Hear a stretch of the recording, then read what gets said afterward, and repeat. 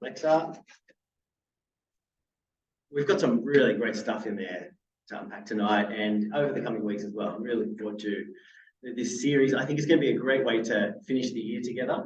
As Martin said, to go back to basics and just sit with the news that's here in the Old Testament. Twice. Well, my dad wore cologne to work and to nice events like dinner out as like for a birthday, and I distinctly remember it, and I really love it.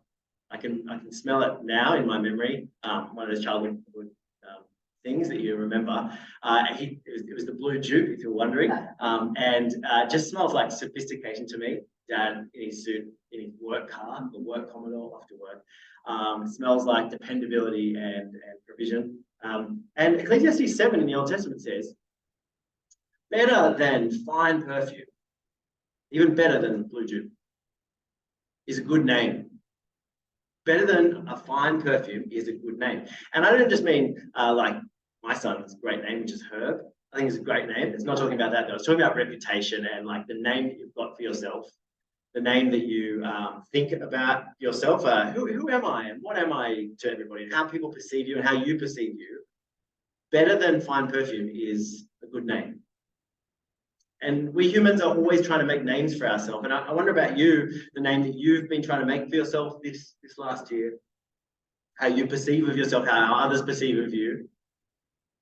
Good or bad, fair, good, or unfair, that you don't deserve that actually. Maybe you've got a bad name and you don't deserve it, or maybe you do. I in a conversation at the surf club with somebody, I was trying to sign up, and I think she thought I was trying to get money because she both offered me a job and a discount in the same conversation. I said, no, that's not what I'm doing. I was just trying to offer to help. And I thought I must have a bad name with her, at least, or I'm getting one. And it felt really like I didn't like having a bad reputation with the office lady.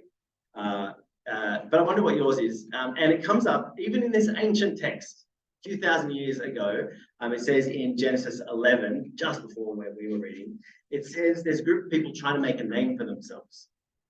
And it's interesting to think about the ways that we try and make reputation or name for ourselves. And one good way to do it as a group of people is to build a big tower. It's what we do in cities. They're either very tall or very beautiful. So we've got the Opera House, and Sydney has a bit of a name for itself, and it's just kind of associated with that building, isn't it? The Opera House. And you think of some of the really great cities of the world and the name that is associated with them and the greatness of their towers. Well, in Genesis chapter 11, it says that there was a group of people and they said to each other, come, let us make bricks and bake them thoroughly. They used bricks instead of stone and tar for mortar. Then they said, come, let us build ourselves a city with a tower that reaches to the heavens so that we may make a name for ourselves.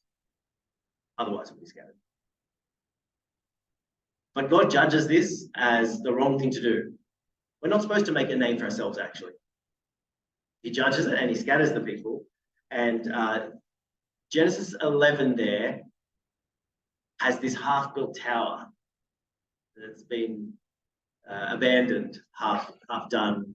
And it's a bit of a picture for that section of the book, because what started so powerfully and beautifully and abundantly, God spoke life into existence. Out of nothing, he brought life.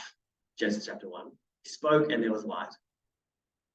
Very quickly unravels through human selfishness and sin. And Genesis chapter 11 is the end of that episode of 1 to 11 and finishes with this half-built tower of people who are trying to make a name for themselves. But then there's chapter 12.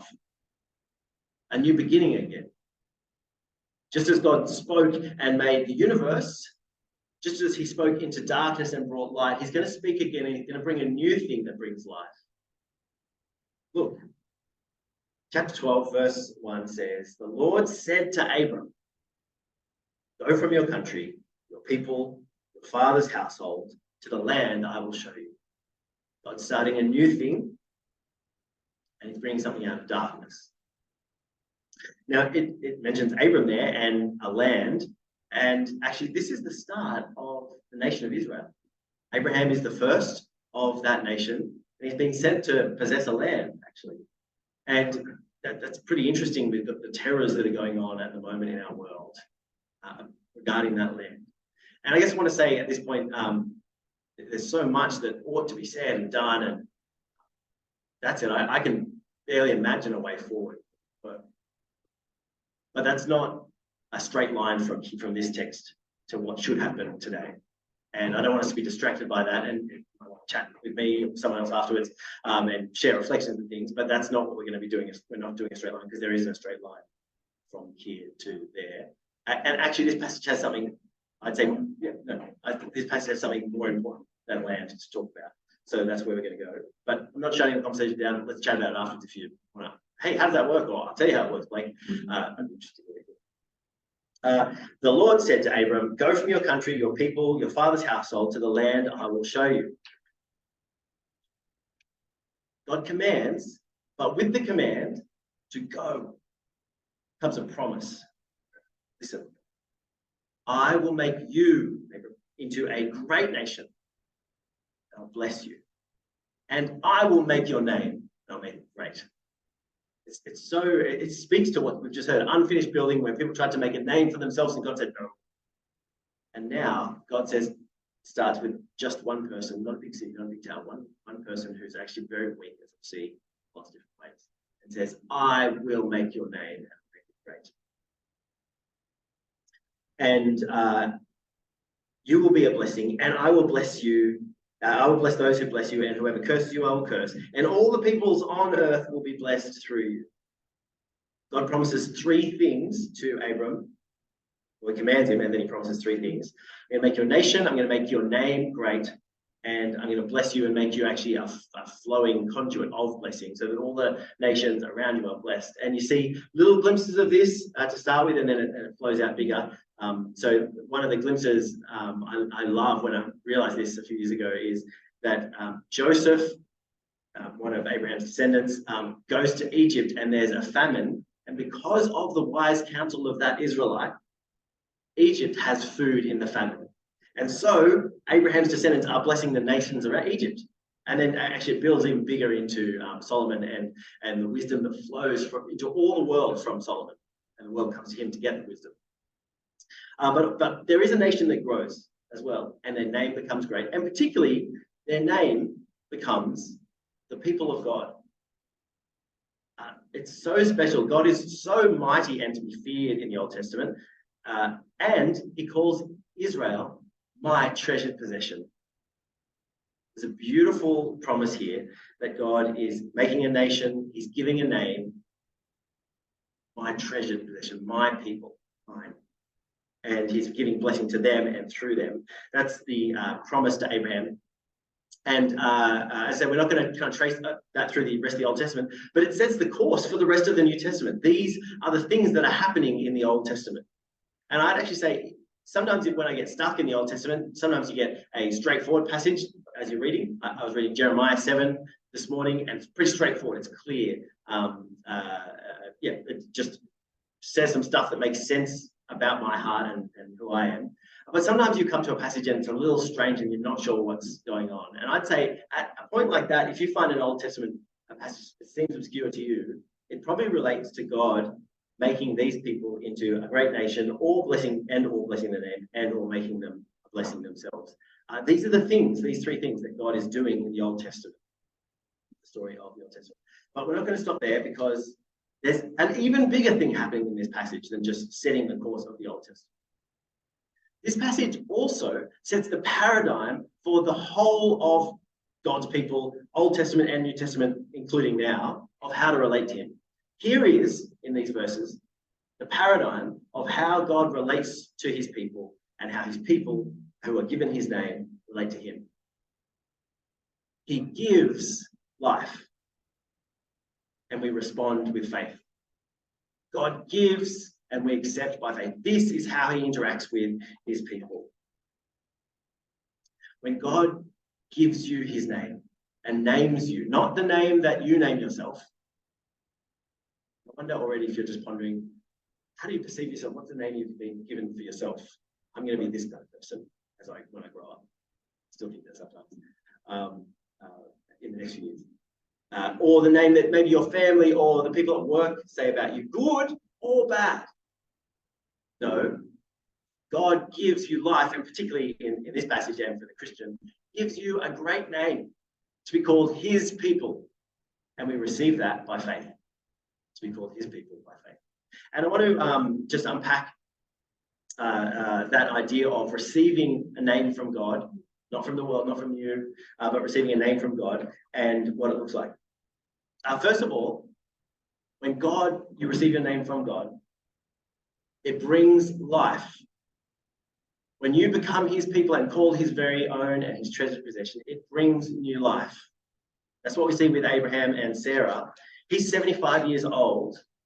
And I just want you to start doing the math of the promise that he's just received to become a great nation. He has no kids, but he's just been promised by God that he'll be turned into a great nation. He's got to have kids. But he's 75 years old. And his wife, Sarah, is 65 years old. If you do the math from Genesis 17 backwards to here, because it doesn't mention her age particularly. She's 65, but also she's barren. It says, it's a double thing. It says, Sarah was childless because she was not able to conceive. But God is going to bring life. He brought it in Genesis chapter 1 into darkness, and he's going to bring life here.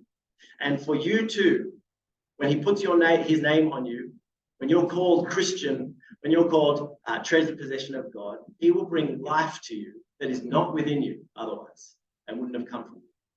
He will do things that wouldn't have happened.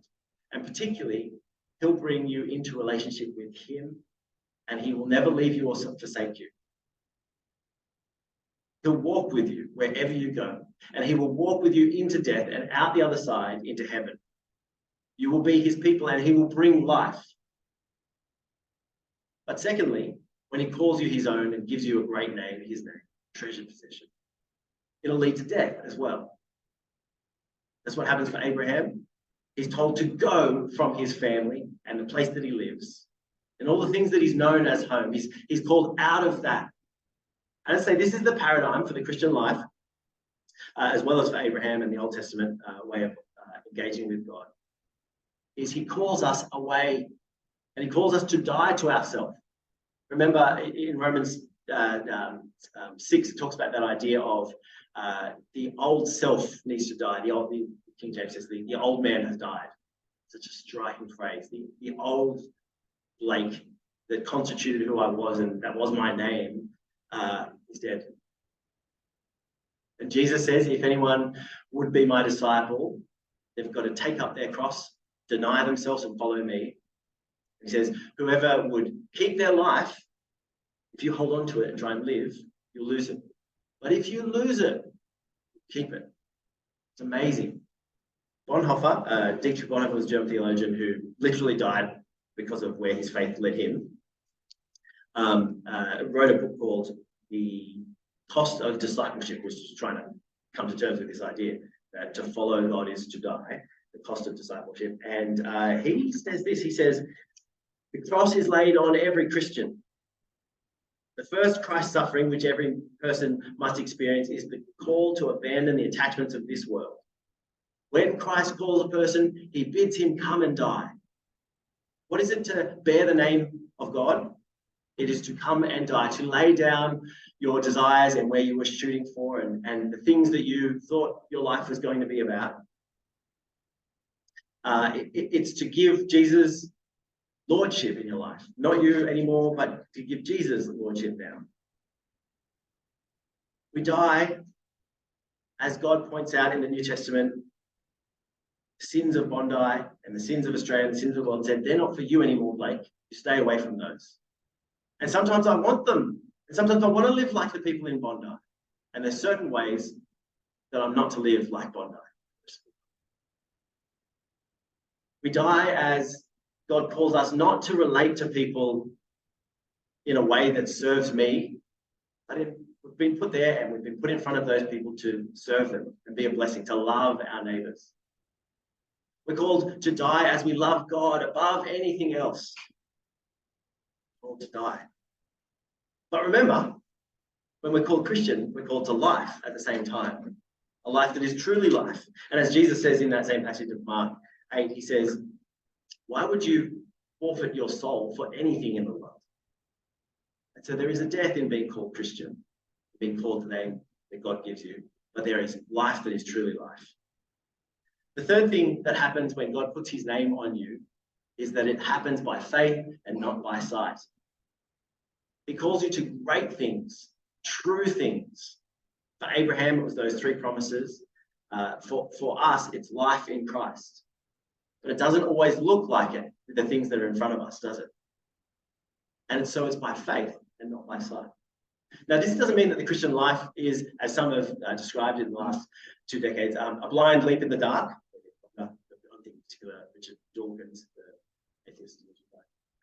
It's not a blind leap in the dark where you're like, I guess I'm just a positive person and I kind of trust, and so I'll just go this direction. It seems good. That's not faith. Faith is knowing a person that is trustworthy and knowing that even though you can't see, they can, and they're going to lead you forward. Do you see what it is? It's a firm trust of a person that's worth your trust. And there's other people that you won't go into the dark with because you don't trust them, you don't know them. But we trust God. And the way of operating through the Old Testament and New Testament, and that means now, is by faith. It's by trusting Him. Abraham is setting out on a journey. He's not lifted from there and suddenly there's a great nation and he's in a land with a great name and blessing. It's going to take years and years. Not for another 25 years until he sees one son, let alone a whole nation. And I'm coming to learn slowly from God that this is the shape of the Christian faith, is that it is by faith, not by instant sight. He's definitely taking us there, and He will. But it doesn't always look like it. And sometimes it even looks like, as Abraham will find, and so we'll find in the series, that God is even working, it looks like God might even be working against what He's promised. What we're to do is we're to hold on to the word that came to us, the promise, that He is bringing life. It's by faith and not by sight. I love in Romans 4 that we had read, it says that Abraham is the father of all who believe, not just the father of those with genetics of his, but of all those who believe. And it talks about Abraham and it says he was fully persuaded that God could bring life out of nothing. And that's the shape of the Christian life, is to, even though you can't see in front of you, you know one who does see, and you're fully persuaded that He's going to do what He said He's going to do. And so we come to our last point, which is I want to talk about, can we trust Him? Can we trust Him? Because it's a big thing to trust somebody who's saying there's something here and I know you can't see, but come with me. I want to say we can. Of course I want to say we can, but why do I want to say we can? Because Jesus, who has the name Son of God from eternity, has the place by the side of God the Father, left that place for us and went on a journey and has become like you and I because He loves us. And at the cross, He's taken your name, sinner, condemned. He's taken your name, broken,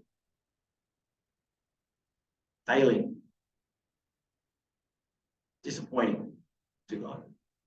He's taken it and He's nailed it to the cross and it's gone. And He's given us His name, sons and daughters of God. Because He's done that at the cross, you can trust Him. And you can live by faith and not by sight.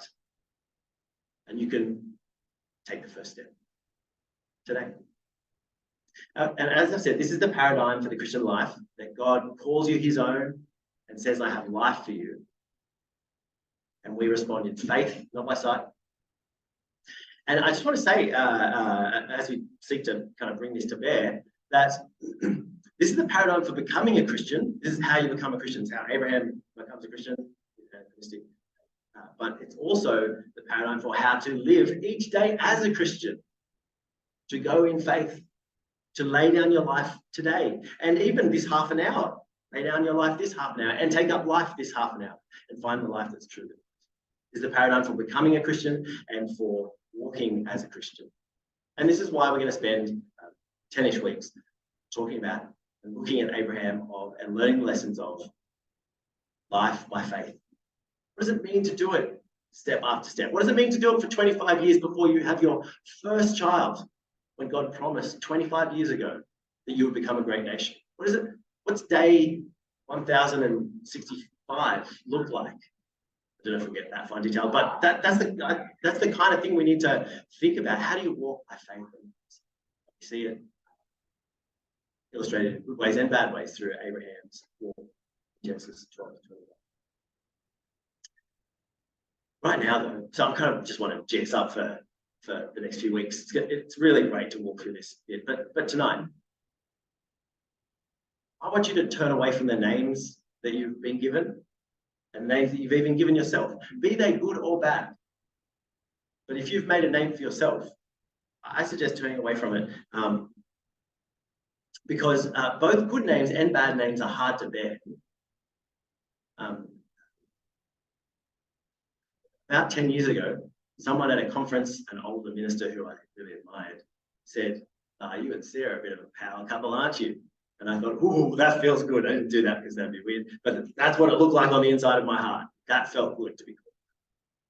But it's a heavy thing to be called power, because I've learned a few years later that we're not a power couple. We're okay. We go all right, don't we, Sarah? But we're not a power couple. And so it becomes this kind of label that, maybe I ought to be living. And is everybody thinking that I should be punching up here when I just punch here? And I'd say actually a good name, whether you've earned it or not, will run out on you at some point. People forget, and it wears out, and at the very least, it won't get you through death. So I'd suggest turn away from the good name you may have earned in one way or the other. But also turn away from the names, the bad names you've been given, and the bad reputation you might have. You may be a very disappointing person. I know I disappoint people in lots of ways, lots of times. You may be someone who has a list of failures that are very quick to mind for you or for the people around you. You may have hurt people and really sinned very gravely against others and against God. But the Bible says God gives you his name as his treasured possession. And it's for free by grace. And you want to sit in that name and hold on to it. I'm loved.